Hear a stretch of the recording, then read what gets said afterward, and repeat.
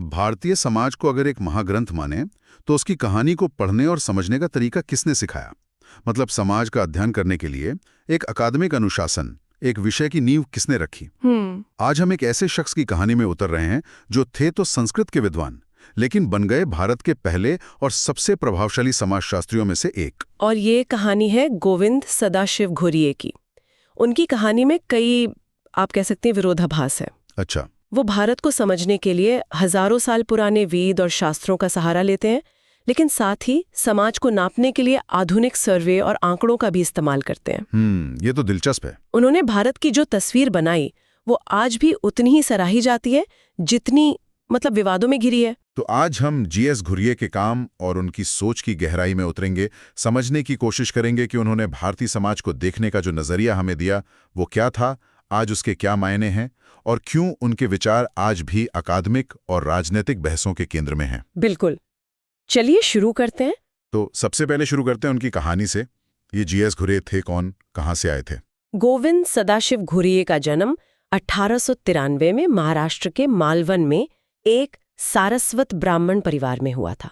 Okay. तो आप समझ सकते हैं कि उनके घर का माहौल पूरी तरह से संस्कृत और धार्मिक ग्रंथों से भरा हुआ था। उन्होंने अपनी मास्टर्स डिग्री भी संस्कृत में ही की थी और वो अकादमिक रूप से बहुत बहुत शानदार थे। एक मिनट, ये बात थोड़ी हजम नहीं हुई। कोई संस्कृत में मास्टर्स कर रहा है, ग्रंथों में डूबा हुआ है, और अचानक वो समाजशास्त्र की तरफ कैसे मुड़ गया? ये तो ऐसा है जैसे कोई संगीतकार अचानक क्वांटम फिजिक्स पढ़ने लगे। जरूर कोई मजबूत वजह रही होगी। वजह दिलचस्प थी, एक तरह का संयोग ही था असल में। बंबई विश्वविद्यालय में एक जाने माने स्कॉटिश विचारक थे, पैट्रिक गेड्स। अच्छा, पैट्रिक गेड्स। हाँ, वो कुछ लेक्चर्स देने आए थे। घुरिये ने उनके लेक्चर्स सुने और बस वहीं से समाजशास्त्र में उनकी दिलचस्पी जाग गई। मतलब सिर्फ कुछ लेक्चर्स ने उन्हें इतना प्रभावित कर दिया? इतना कि गेट्स खुद घुरिये की प्रतिभा से इतने प्रभावित हुए कि उन्होंने ही उन्हें ब्रिटेन जाकर समाजशास्त्र की पढ़ाई करने के लिए चुना। अरे वाह, मतलब एक मुलाकात ने उनकी जिंदगी की दिशा ही बदल दी। फिर ब्रिटेन में उनका अनुभव कैसा रहा? वो कैम्ब्रिज विश्वविद्यालय गए, जहां उन्होंने अपने दौर के एक बड़े मानव शास्त्री डॉक्टर WHR रिवर्स के अंडर में अपनी PhD पूरी की। और उनके शोध का विषय था जाति का निजातीय सिद्धांत, मतलब एथनिक थियोरी ऑफ कास्ट। एक ऐसा विषय जो आगे चलकर उनके काम की पहचान बनने वाला था। और जब वो ये नई तालीम लेकर भारत वापस आए तो उन्होंने क्या किया? 1924 में वो बंबई विश्वविद्यालय में समाजशास्त्र विभाग के प्रमुख बने और ये पद संभालने वाले वो पहले भारतीय थे। पहले भारतीय? ये बड़ी बात है। बहुत बड़ी बात। और उसके बाद उन्होंने जो काम किया वो हैरान करने वाला है। उन्होंने 25 से ज्यादा किताबें लिखी। 25 से ज्यादा किताबें? आज के जमाने में तो लोग इतने अच्छे सोशल मीडिया पोस्ट नहीं लिख पाते। सही कहा। और अब विषय देखिए, एक तरफ वो भारतीय साधुओं पर लिख रहे हैं तो दूसरी तरफ शेक्सपियर पर। क्या बात है। वो कला, वेशभूषा, विवाह, लिंग, प्रजाति, शहर, मतलब शायद ही कोई विषय हो जिसे उन्होंने छुआ ना हो। लेकिन उनके काम करने का तरीका क्या था? क्या वो सिर्फ पुरानी किताबों और ग्रंथों में ही डूबे रहते थे? नहीं, और यही उनकी सबसे बड़ी खासियत थी।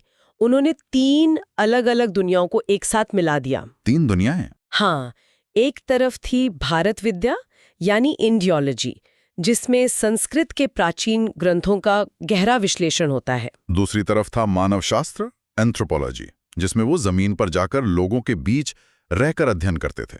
और तीसरा था समाज शास्त्र, सोशियोलॉजी, जिसमें वो आधुनिक तरीके जैसे सर्वे और आंकड़ों का इस्तेमाल करते थे। इसका कोई उदाहरण है जहां ये तीनों तरीके एक साथ दिखते हो? उनका सबसे अच्छा उदाहरण तो जाति पर उनका काम है, जिसकी बात हम आगे करेंगे। लेकिन ये दिखाने के लिए कि वो सिर्फ ग्रंथों तक सीमित नहीं थे, 1938 में उन्होंने एक अध्ययन प्रकाशित किया था, बंबई के मध्यम वर्ग के व्यक्तियों की काम वित्तीय संबंधी आदतें। अच्छा। ये पूरी तरह से एक सर्वे पर आधारित था, जो जमाने के लिए बहुत ही, आप कह सकते हैं, क्रांतिकारी कदम था। चलिए उनके सबसे चर्चित विचार पर आते हैं। उनके काम में ये भारत विद्या शास्त्रीय परिप्रेक्ष्य या इंडियोलॉजिकल पर्सपेक्टिव का जिक्र बार बार आता है। सरल शब्दों में इसका क्या मतलब है? इसका सीधा सा मतलब है कि अगर आपको आज के भारतीय समाज और उसकी संस्थाओं को समझना है, जैसे जाति, परिवार या धर्म, बिल्कुल, तो आपको हजारों साल पहले संस्कृत में लिखे गए ग्रंथों जैसे वेद, पुराण और महाकाव्यों की ओर लौटना होगा। घुरिये का मानना था कि भारतीय सभ्यता का जो मूल सॉफ्टवेयर है, जो उसकी आत्मा है, वो इन्हीं ग्रंथों में कोड की गई है। तो एक तरह से वो कह रहे थे कि आज की हकीकत की चाबी अतीत में छिपी है, लेकिन क्या इसमें एक खतरा नहीं है? कैसा खतरा? क्या इससे समाज का वो बड़ा हिस्सा नजरअंदाज नहीं हो जाता जिसका जिक्र इन ग्रंथों में है ही नहीं, या जिसे शायद गलत तरीके से दिखाया गया है, जैसे कि महिलाएं, निचली जातियां या आदिवासी समुदाय? बिल्कुल, और यही उनके इस दृष्टिकोण की सबसे बड़ी आलोचना भी है, जिस पर हम आगे बात करेंगे। अच्छा। ये एक टॉप डाउन नजरिया है जो ज्ञान और संस्कृति का स्रोत मुट्ठी भर ग्रंथों और उन्हें लिखने वाले अभिजात वर्ग को मान लेता है। उन पर 19वीं सदी के ब्रिटिश प्राच्यविदों जैसे मैक्स मुलर का भी गहरा प्रभाव था। हाँ, जिन्होंने ये विचार स्थापित किया कि भारतीय सभ्यता मतलब हिंदू सभ्यता। सही कहा। और ये कि इसे समझने का रास्ता संस्कृत से होकर जाता है। घुरिये ने इसी विचार को अकादमिक रूप से आगे बढ़ाया। ठीक है, तो अब उनके सबसे बड़े और शायद सबसे विवादास्पद काम पर आते हैं। उनकी 1932 की किताब caste and race in India. कहा जाता है कि इस एक किताब ने भारतीय समाजशास्त्र को दुनिया के नक्शे पर ला दिया। इसमें जाति को लेकर उनका मूल तर्क क्या था? उनका सबसे क्रांतिकारी तर्क यह था कि भारत में जाति सिर्फ एक सामाजिक व्यवस्था नहीं है, बल्कि इसकी जड़ें प्रजाति यानी रेस में है। प्रजाति में? हाँ, लेकिन इस नतीजे पर पहुंचने से पहले उन्होंने पहली बार जाति व्यवस्था की विशेषताओं को एक व्यवस्थित तरीके से परिभाषित किया। उन्होंने इसकी 6 मुख्य विशेषताएं बताईं, जो आज भी समाजशास्त्र के हर छात्र को पढ़ाई जाती हैं। रुकिए, ये तो बहुत दिलचस्प है।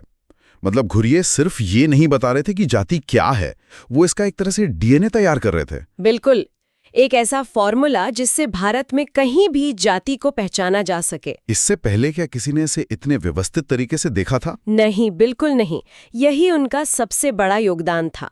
उन्होंने बिखरी हुई धारणाओं को एक ठोस अकादमिक ढांचा दिया। तो क्या थी वो 6 विशेषताएं? उनकी बताई पहली विशेषता थी समाज का खंडात्मक विभाजन, मतलब सेगमेंटल डिवीजन ऑफ सोसाइटी। इसका क्या मतलब हुआ? यानी भारतीय समाज एक एकीकरण नहीं है, बल्कि जातियों के हजारों छोटे छोटे टुकड़ों में बटा है, और हर व्यक्ति की पहली वफादारी अपने देश या समाज से पहले अपनी जाति के प्रति होती है।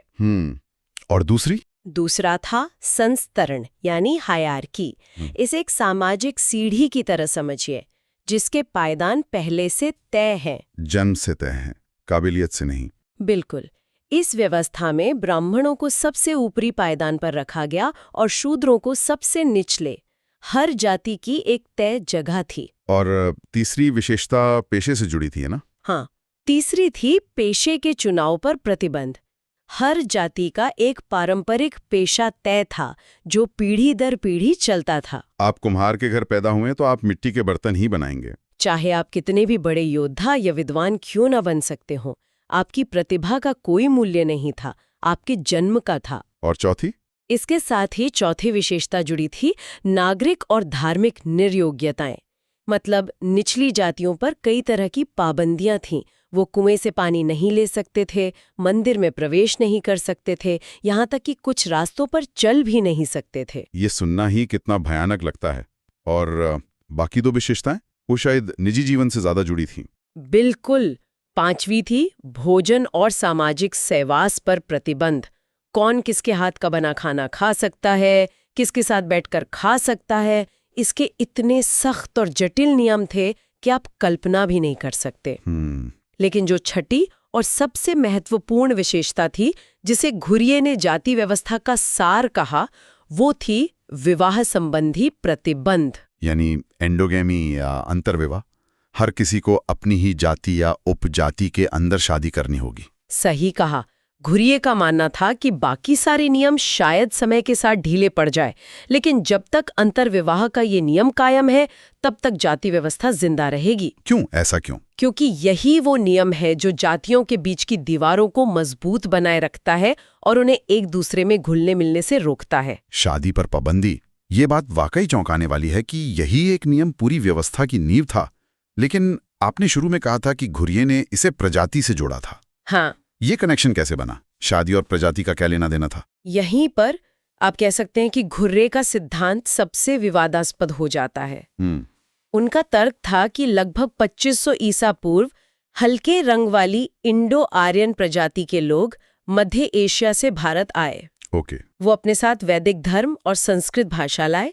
यहाँ उनका सामना गहरे रंग की स्थानीय आबादी से हुआ, जिन्हें उन्होंने दास कहा। ये तो आर्यन आक्रमण सिद्धांत जैसा लगता है, जो अब काफी हद तक खारिज हो चुका है। हाँ, बिल्कुल।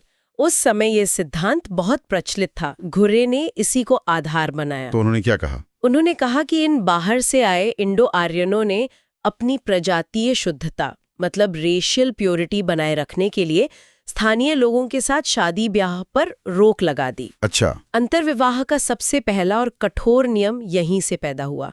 धीरे धीरे यही नियम समाज में काम के बंटवारे और ऊंच नीच के साथ जुड़कर एक जटिल जाति व्यवस्था में बदल गया। तो उनके लिए जाति की शुरुआत नस्लीय शुद्धता को बनाए रखने की कोशिश थी। एग्जैक्टली। ये विचार अपने आप में बहुत विस्फोटक है।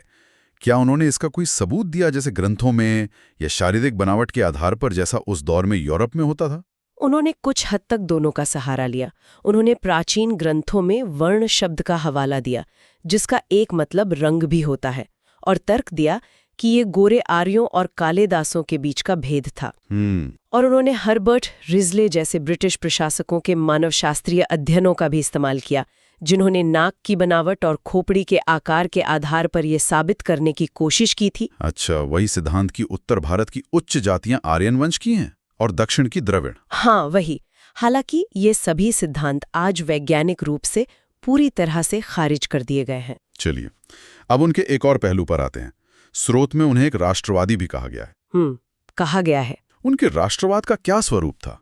ये राजनीतिक था या कुछ और? उनका राष्ट्रवाद राजनीतिक कम सांस्कृतिक ज्यादा था। वो एक मजबूत और एकीकृत भारत देखना चाहते थे, लेकिन उनके लिए इस एकता का आधार एक साझा संस्कृति थी। और वो साझा संस्कृति कौन सी थी? और उनके लिए वो संस्कृति हिंदू संस्कृति थी। वो उस समय की नेहरू सरकार की धर्मनिरपेक्ष नीतियों के बहुत बड़े आलोचक थे। उन्हें लगता था कि अल्पसंख्यकों को विशेष अधिकार देने या उनकी अलग पहचान को बढ़ावा देने से देश में अलगाववाद बढ़ता है। तो फिर राष्ट्रीय एकता के लिए उनका समाधान क्या था? वो सबको एक साथ कैसे लाना चाहते थे? उनका समाधान था हिंदूकरण की प्रक्रिया के जरिए। हिंदूकरण? हाँ। उनके अनुसार राष्ट्रीय एकीकरण तभी हो सकता है जब अछूत, आदिवासी और यहाँ तक कि मुसलमान जैसे समूह भी हिंदू समाज की सांस्कृतिक मुख्यधारा को अपना ले और उसमें शामिल हो जाए। मतलब अपनी पहचान छोड़कर? एक तरह से हाँ। इसी वजह से वो जाति आधारित संगठनों, आरक्षण और अलग पहचान के आंदोलनों के सख्त खिलाफ थे। उन्हें लगता था कि ये सब एक मजबूत राष्ट्र के निर्माण में बाधाएं हैं। लेकिन क्या ये नजरिया थोड़ा सरल नहीं है? एक तरफ तो वो एकीकरण की बात कर रहे हैं, लेकिन दूसरी तरफ वो उन समूहों के अपने आंदोलनों को ही बाधा बता रहे हैं जो सदियों से हाशिए पर रखे गए थे और अब अपने अधिकारों के लिए लड़ रहे थे। क्या ये एक तरह का विरोधाभास नहीं है? बिल्कुल, और यही उनके राष्ट्रवाद की सबसे बड़ी आलोचना है। उनका मानना था कि भारत में मुसलमान अपनी सदियों की मौजूदगी के बावजूद हिंदू संस्कृति में पूरी तरह घुल मिल नहीं पाए हैं। तो उनके हिसाब से एक सच्चा भारतीय कौन था? उनके विचार में एक सच्चा भारतीय होने का मतलब हिंदू सांस्कृतिक मूल्यों को अपनाना था। ये एक ऐसा विचार है जिसका आज की राजनीति पर भी सीधा असर दिखता है। तो जाहिर है उनके इन विचारों की बहुत आलोचना भी हुई होगी। उनके काम को लेकर मुख्य आलोचनाएं क्या हैं? मोटे तौर पर 3 मुख्य आलोचनाएं हैं। पहली और सबसे गंभीर ये है कि उनके काम ने हिंदुत्व की विचारधारा को एक बौद्धिक और एकेडमिक आधार दिया। अच्छा। आलोचकों का कहना है कि उनकी सांस्कृतिक एकता की धारणा, जिसे वो हिंदू सभ्यता कहते हैं, भारत जैसे बहुसांस्कृतिक देश को एक सूत्र में बांधने की बजाय इसके विभाजन का कारण बन सकती है। समझ गया। और दूसरी आलोचना? दूसरी आलोचना उनके इतिहास को देखने के नजरिए से जुड़ी है। उनका तर्क था कि भारतीय इतिहास मूल रूप से हिंदुईकरण की एक प्रक्रिया है। इसका क्या मतलब हो? मतलब जो भी समूह बाहर से आए या देश के अंदर थे, वो धीरे धीरे हिंदू धर्म और समाज के तौर तरीके अपनाते गए। उनके ही एक बहुत प्रसिद्ध शिष्य थे M.N. श्रीनिवास। हाँ, उनका नाम तो सुना है। उन्होंने इसी विचार को थोड़ा बदलकर संस्कृतिकरण, मतलब संस्कृताइजेशन की अवधारणा दी। संस्कृतिकरण? हाँ जी। इसका क्या मतलब था? श्रीनिवास ने कहा कि निचली जातियां सामाजिक सीढ़ी पर ऊपर चढ़ने के लिए अक्सर ऊंची जातियों, खासकर ब्राह्मणों के रीति रिवाजों, खान पान और कर्म कांडों की नकल करती हैं। तो ये भी घुर्रे के विचार का ही एक रूप हुआ। हाँ, ये विचार घुरिये के हिंदूकरण के विचार का ही एक परिष्कृत रूप था। लेकिन आलोचना ये है कि ये पूरा ढांचा समाज को सिर्फ हिंदू नजरिए से देखता है और मुसलमानों, ईसाइयों या आदिवासियों के अपने योगदान और इतिहास को हाशिए पर धकेल देता है। ये बहुत अहम बिंदु है। और तीसरी आलोचना क्या है?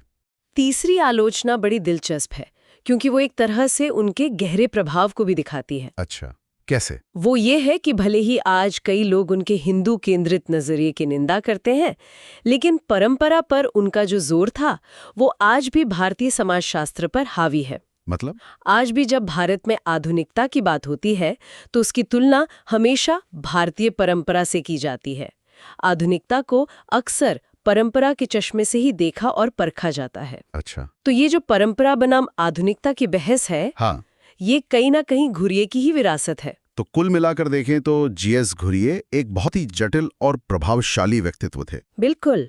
एक संस्कृत के विद्वान जो भारत के पहले समाजशास्त्री बने, उन्होंने भारतीय समाज को समझने के लिए प्राचीन ग्रंथों और आधुनिक सर्वेक्षण दोनों का इस्तेमाल किया और जाति व्यवस्था का एक ऐसा विश्लेषण दिया जो आज भी प्रासंगिक है। बिल्कुल। लेकिन साथ ही उनका सांस्कृतिक राष्ट्रवाद, इतिहास की उनकी हिंदू केंद्रित व्याख्या और प्रजाति पर उनके सिद्धांत उन्हें एक बेहद विवादास्पद विचारक भी बनाते हैं। उनके विचारों पर आज भी तीखी बहस होती है। वो भारतीय समाजशास्त्र के एक ऐसे स्तंभ है जिनसे आप सहमत हो या असहमत, लेकिन आप उन्हें नजरअंदाज नहीं कर सकते। घुरिये ने भारतीय समाज को संस्कृति, धर्म और प्रजाति के चश्मे से देखा। ये सोचने पर मजबूर करता है कि अगर उन्होंने या उनके किसी समकालीन ने इसी समाज का विश्लेषण मार्क्सवादी नजरिए से, यानी वर्ग संघर्ष, क्लास स्ट्रगल के दृष्टिकोण से किया होता, तो आज भारतीय समाज की हमारी समझ और इसकी राजनीति का स्वरूप कितना अलग होता।